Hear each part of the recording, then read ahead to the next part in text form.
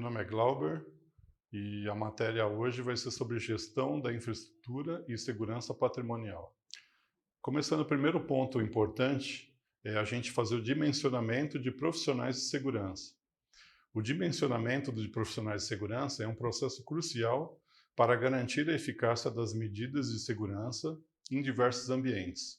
Como a gente está falando de ambiente médico, hospitalar, a gente está pensando num hospital, que é um ambiente complexo com vários ambientes. Como empresas, eventos diversos, eventos pequenos, eventos médios, eventos grandes, instalações governamentais que geralmente contam com muitos profissionais de segurança envolvidos, pelo fato de terem ali presentes muitas autoridades, entre outros. O objetivo é determinar a quantidade adequada de profissionais de segurança para manter o ambiente seguro. Então, dependendo do tamanho do ambiente, quantos profissionais de segurança são necessários? Quais os acessos? Eu preciso fazer esse mapeamento, eu preciso ter o dimensionamento do ambiente para saber qual a quantidade adequada de profissionais de segurança que eu vou precisar acionar. E você tendo um ambiente seguro, você responde eficientemente a possíveis ameaças. Abaixo estão alguns passos e considerações importantes para o dimensionamento de profissionais de segurança. O primeiro deles que a gente precisa pensar muito, assim, eu diria que é um dos mais importantes, é a avaliação de riscos. Então, como é que a gente faz a avaliação de risco? Realiza uma avaliação completa dos riscos específicos do local do evento.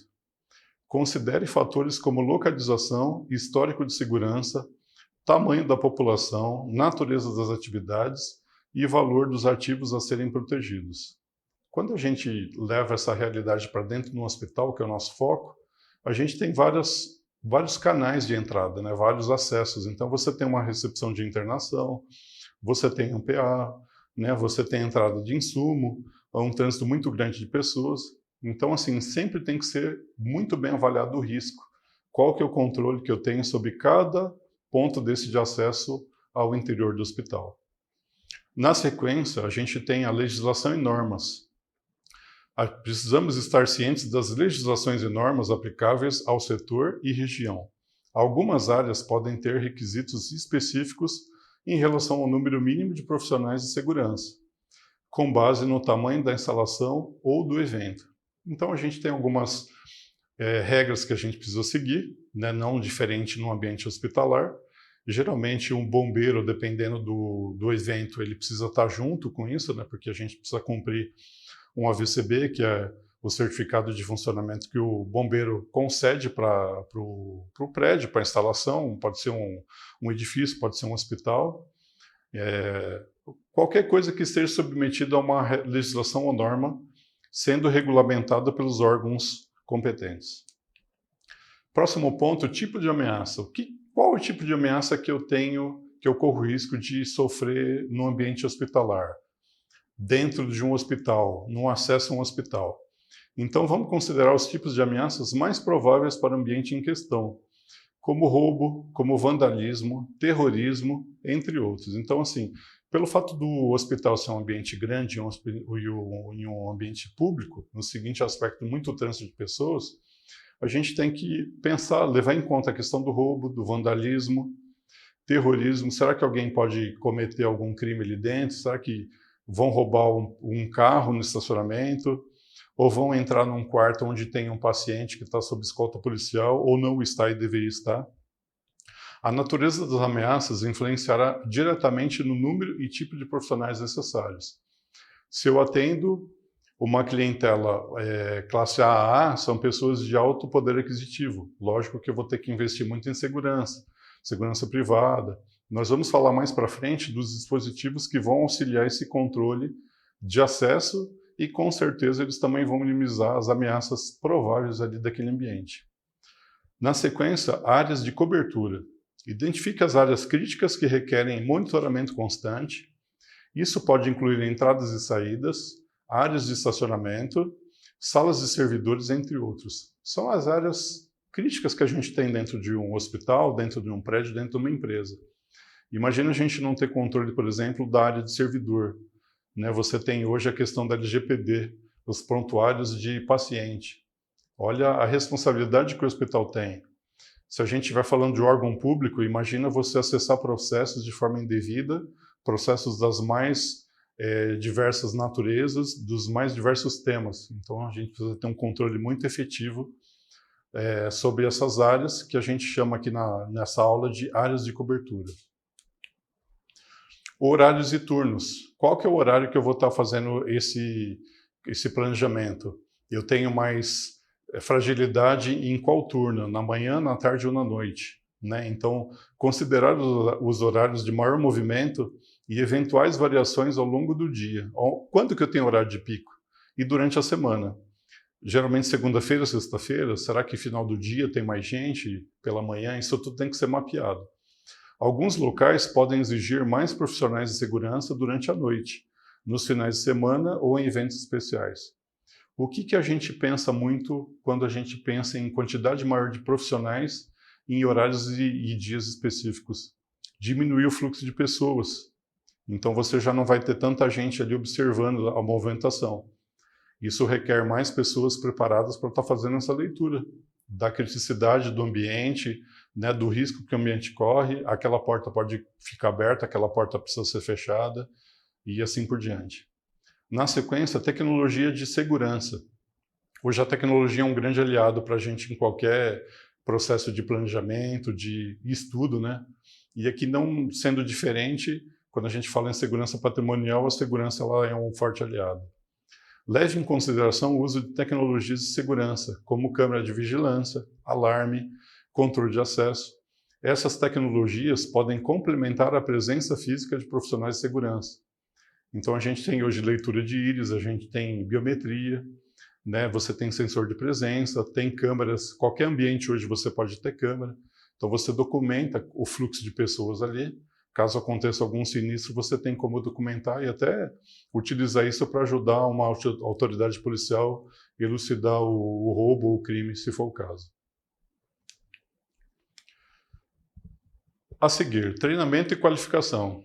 Quando eu penso em pessoas, quando eu penso em sistemas, eu preciso treinar as pessoas para que elas saibam o que fazer diante de cada situação que aquele dia a dia vai requerer dela esse conhecimento. Então, certifique-se de que os profissionais de segurança têm um treinamento e as qualificações adequadas para lidar com as situações específicas que podem surgir.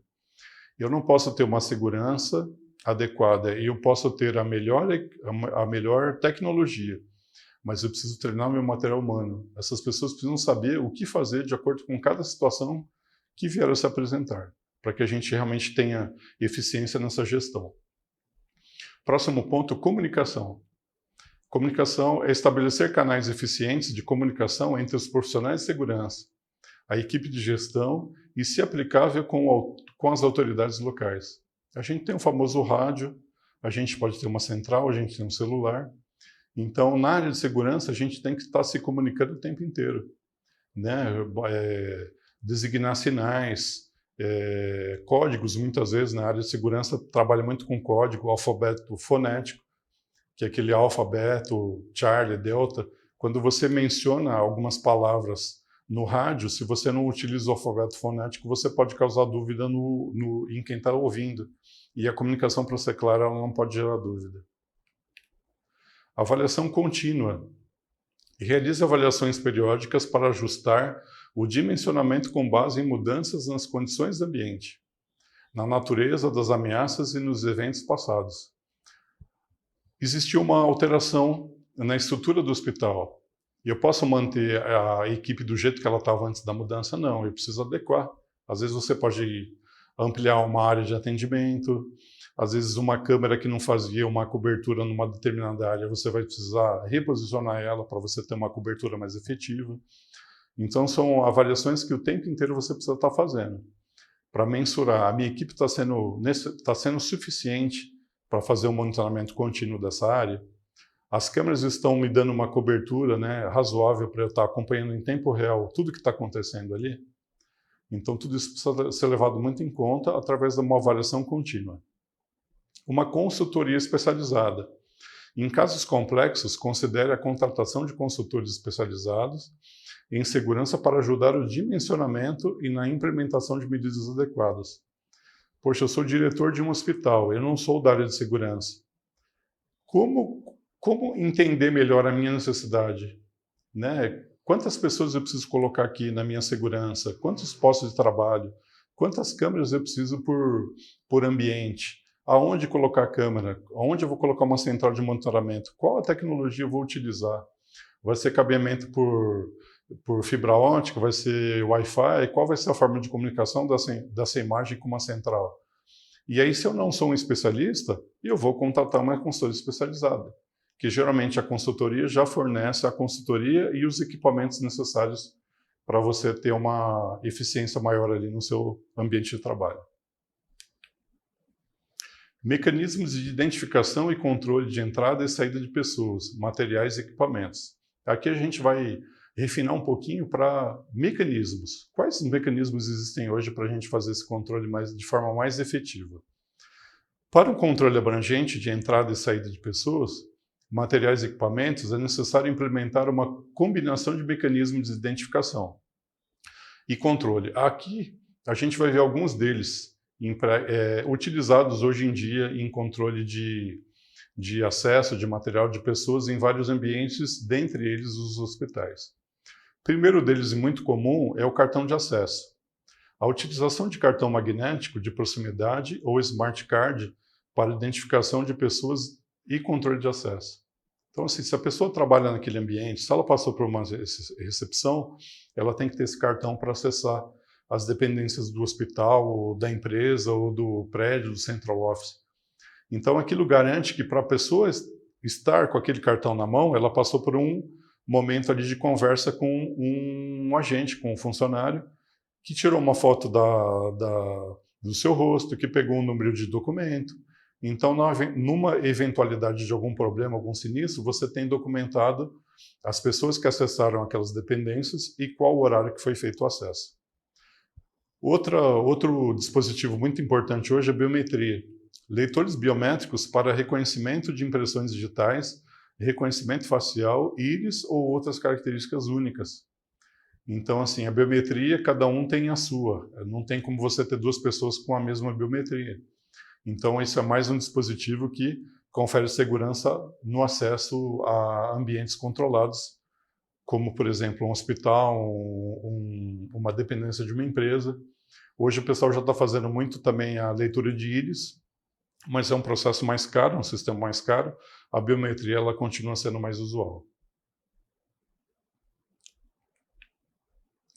Mecanismos de identificação e controle de entrada e saída de pessoas, materiais e equipamentos. A gente vai continuar falando de mais alguns pontos. Outro ponto muito importante para a gente utilizar quando a gente tem mobiliário, código de barra e QR Code, que hoje se utiliza muito. A utilização de código de barra ou QR Code em cartão ou dispositivo móvel para a autenticação de identidade. Isso é extremamente importante. Você faz um código de barra ali, você faz uma impressão numa etiqueta, aquele código de barra ele é único e está vinculado àquela pessoa. E o QR Code. E quando a gente fala de mobiliário, a questão de equipamentos, a gente pode ter aquela plaquinha também de mobiliário, onde você tem um controle. É feito um inventário com uma certa frequência para saber se você teve troca de equipamento ou se um computador deveria estar numa sala e não está mais. Então isso ajuda nessa gestão. Sistemas de reconhecimento facial. Câmeras com tecnologia de reconhecimento facial para identificar e autorizar a entrada de pessoas. Isso é bastante utilizado também em algumas cancelas eletrônicas, onde você chega, ela já faz a leitura facial, né, mediante uma prévia de uma fotografia, e ela libera ou não o acesso, desde que você tenha o cadastro realizado anteriormente no banco de dados desse acesso. Controle de acesso físico. Portões, catracas e torniquetes controlados eletronicamente para regular o fluxo e entrada de pessoas. E saída, entrada e saída. Mais um tipo de dispositivo que vai te auxiliar na entrada de pessoas e na entrada ou saída de materiais e equipamentos também.